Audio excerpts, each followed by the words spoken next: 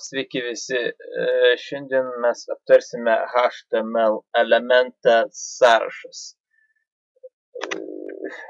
Aišku visiems, kam reikalingi sąrašai, čia jau savaime aišku, kažkokiai tai informacijai išdėstyti, ne, irgi naudojama.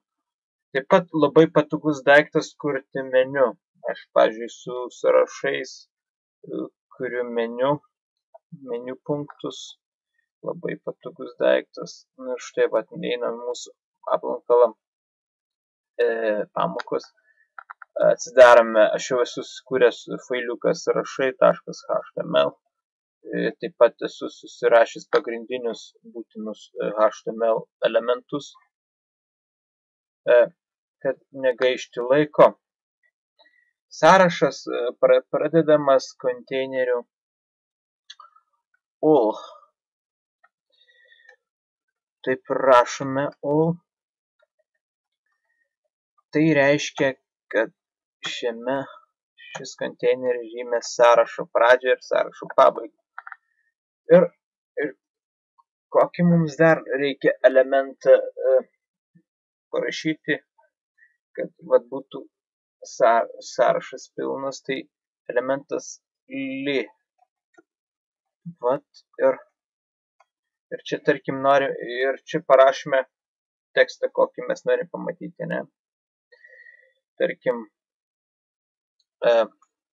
batai.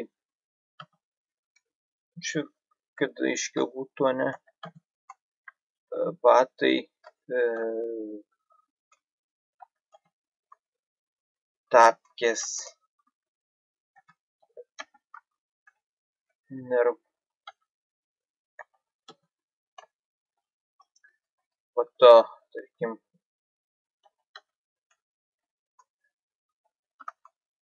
džinsai. Čia maždaug kaip pavyzdys. Ir galime mes dar jų prikopinti, kad dar daugiau būtų, ne? Taip. Štai mes batai, sknelė, tarkim.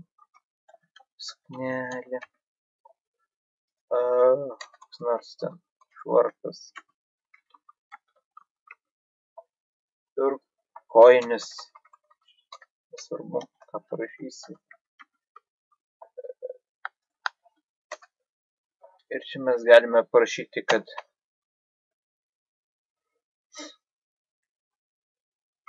rūbai, ne? Rūbai.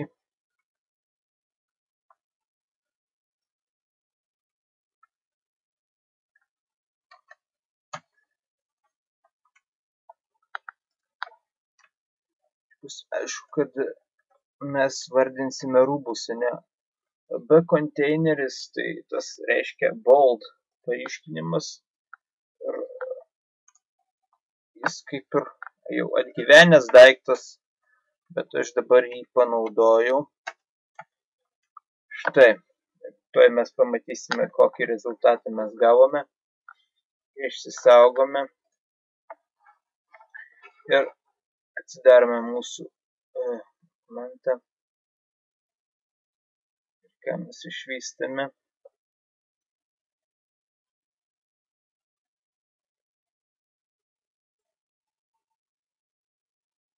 Taip, matome. Mes išvystame sąrašą, batai, tapkės, džinsai, suknelė, švarkas, kojinis, ne? Viskas yra tage all. Bet tarkim mes nenorime, kad mums taškais nežymėtų. Matote, taškiukais tokiais. Mes, pavyzdžiui, nenorime. Tai mes galime šiaip prirašyti atributą tipą ir rodyti mums kitą ženkliuką, kokį mes norime matyti. Ir tai gali būti, tarkim, kaip ir square, tai reiškia kvadratėlis, square, Tai mes pažiūrėsim, kaip mums pavyko. Matote, kvadratėliai mums jau išdėsto. Po to mes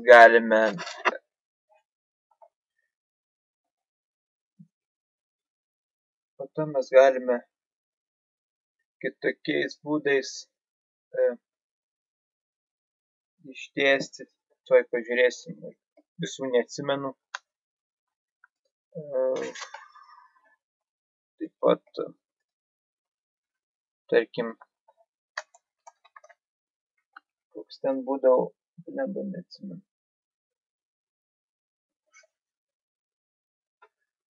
Jo, šitas berods. Taip, bandome saugoti. Matote, mums vėl pasikeitė. Taipogi mes galime numeruoti skaičiais. Skaičiais numeruoti mums reikia vietoj ul parašyti gairę all. Ir mums jau numeruos skaičiais, tarkim, vienas, jo turėtų būti skaičiais numeruojama. Išsaugome, štai mums jau numeruoja skaičiais. Mes pakeitėme konteinerį all į konteinerį all. Taip pat, aišku, mes galime nusistatyti tipą numeracijos. Romėniškiai skaičiai, ane, raidėmis kažkokiamis, tarkim, A. Štai mums vėl turėtų numeruoti jau raidėmis. Tarkim, galime numeruoti romėniškais skaičiais.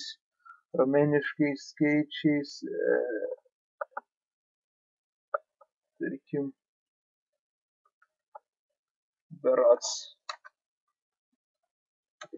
Kiek atsimenu.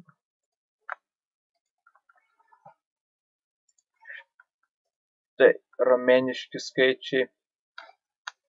Galime romėniškais skaičiais dideliais. Čia, aišku,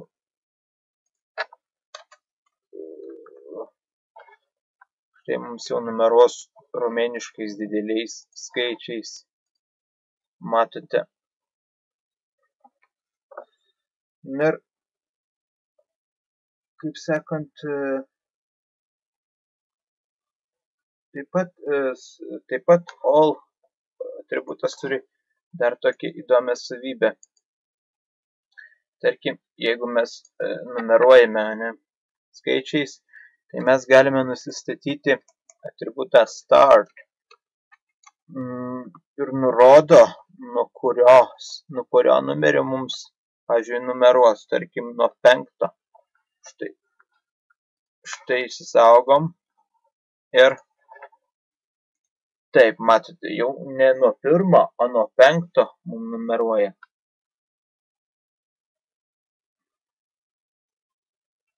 Taip, kad labai šaunus dalykas yra sąrašai.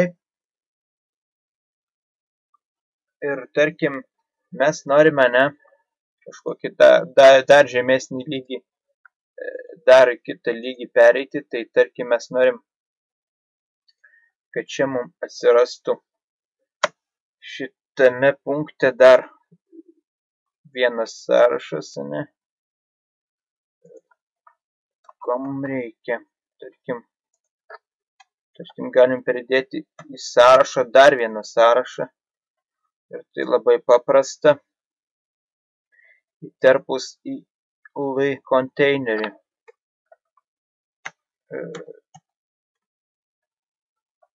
Štai mes nukopijuosim tos pačius ul konteinerius, kad negaišt laiko įklijuoti. Štai.